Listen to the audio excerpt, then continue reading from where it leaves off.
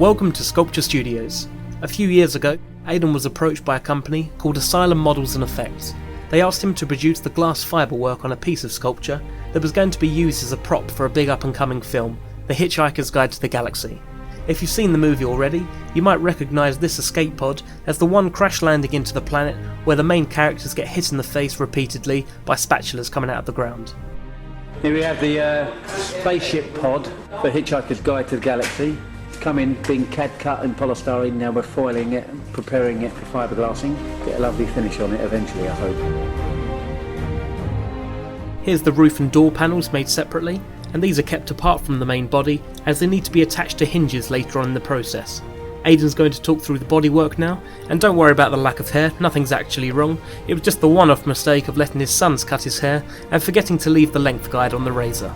This is the door, and we have the lid over here.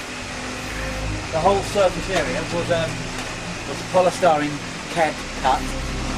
We give it a protective layer of glass fibre and then a tissue, and also underneath that is a tin foil, like just to protect the polystyrene area.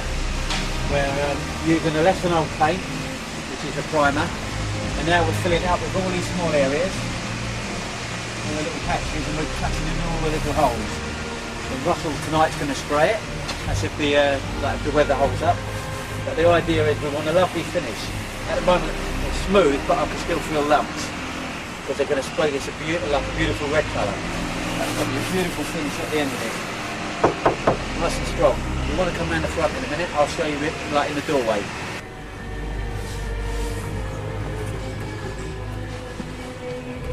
There's also areas like this here where we have to keep clean, and there's big motors going on the side here.